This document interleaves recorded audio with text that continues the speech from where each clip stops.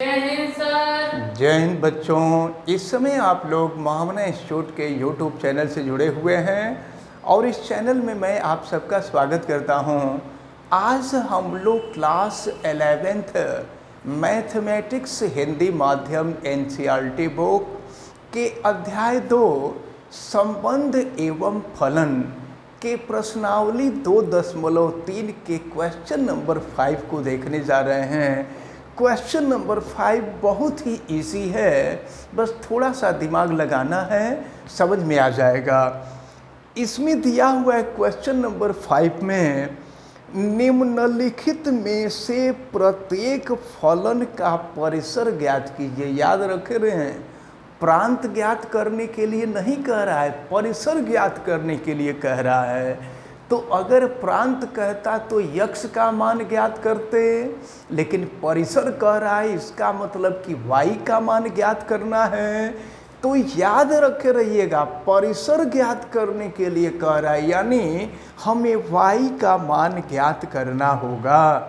तो अब देखें, तो इसके फर्स्ट पार्ट में दिया हुआ है F X is equal to 2 - 3x और फिर दिया हुआ है x is element of R and x is greater than 0। x जो है 0 से बड़ा है, तो चलिए x is element of R यानी x जो है रियल नंबर है।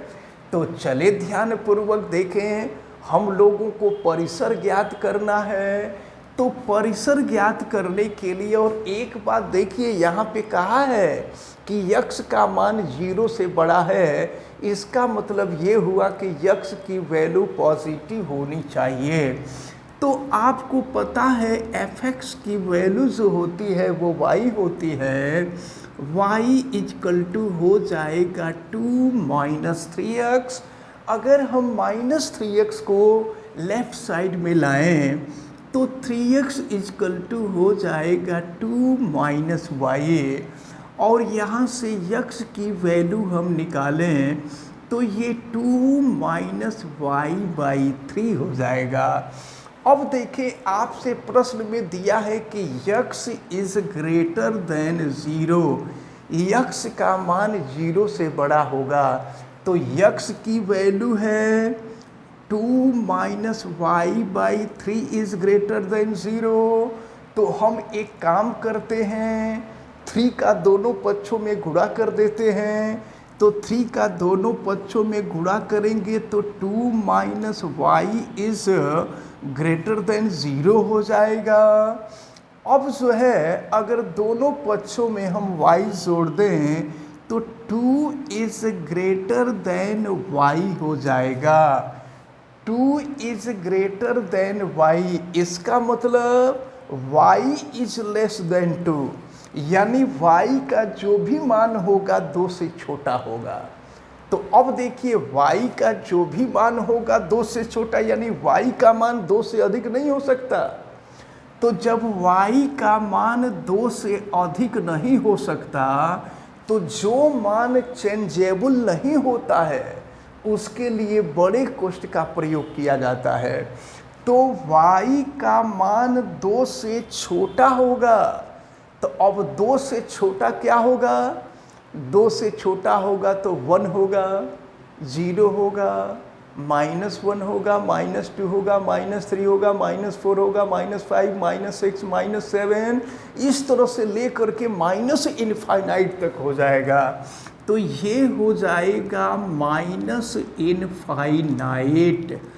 अब एक बात ध्यान पूर्वक आप समझ लीजिए, जो संख्या चेंजेबल होती है ना, उधर के तरफ हम छोटा कोष्ठ दिखाते हैं, और जो संख्या चेंजेबल नहीं होती है उधर के तरफ बड़ा कोष्ठ दिखाते हैं। यानी पहली स्थिति में परिसर का जो मान होगा वह -इनफाइनाइट से 2 होगा। तो ये फर्स्ट पार्ट का आंसर रहा। अब इसके बाद ज़रा हम लोग सेकंड देखिए, ये फर्स्ट का आंसर हमें मिल गया है। अब हम ज़रा सेकेंड पार्ट का आंसर देखें। सेकेंड पार्ट में क्या दिया है? सेकेंड पार्ट में दिया हुआ है F X is equal to X square plus 2, और यहाँ पर यक्स के बारे में बताया है कि यक्स एक वास्तविक संख्या है। तो परिसर ज्ञात करना है, परिसर यानी y का मान ज्ञात करना है, और आपको पता है कि एफ एक्स की वैल्यू y होती है, तो y equal to X square plus 2 हो जाएगा। 2 को हम अपोजिट साइड में लाते हैं, तो y minus 2 equal to X square, या यहाँ से यक्स की वैल्यू निकालेंगे तो अंडर रूट y माइनस 2 हो जाएगा। अब ज़रा ध्यानपूर्वक देखें तो y माइनस 2 होगा। अब एक चीज़ समझ लीजिए, वर्गमूल उसी संख्या का निकलता है जो संख्या धनात्मक होती है। धनात्मक संख्या का ही वर्गमूल निकलता है, तो धनात्मक संख्या यानी y माइनस 2 धनात्मक होना चाहिए। तो y माइनस 2 धनात्मक होना चाहिए, तो धनात्मक होना चाहिए यानी 0 से अधिक होना चाहिए। अगर 0 के बराबर होगा तो भी y का मान निकल जाएगा।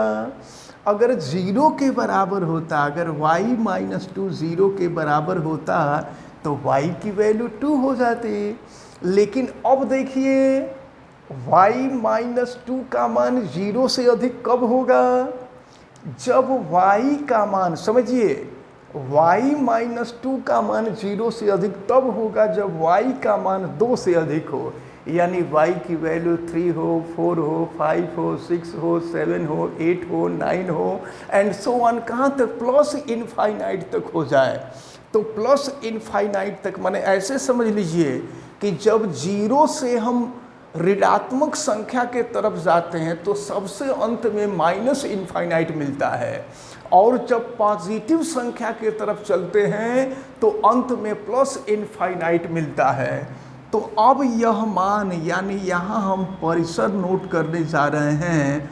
अब y का जो मान है ये 2 से कम नहीं हो सकता। अब अधिक होगा, तो अधिक होगा तो यह मान प्लस इनफाइनाइट तक हो सकता है। ये वैल्यू प्लस इनफाइनाइट तक होगी, और जो वैल्यू चेंजेबल होती है उधर के तरफ छोटा कोष्ठ होता है। इसको आप अच्छी तरह से याद रखे रहिएगा। तो ये सेकेंड पार्ट का आंसर हम लोगों को मिला। अब हम लोग ज़रा थर्ड पार्ट को देखें। थर्ड पार्ट में क्या दिया हुआ है?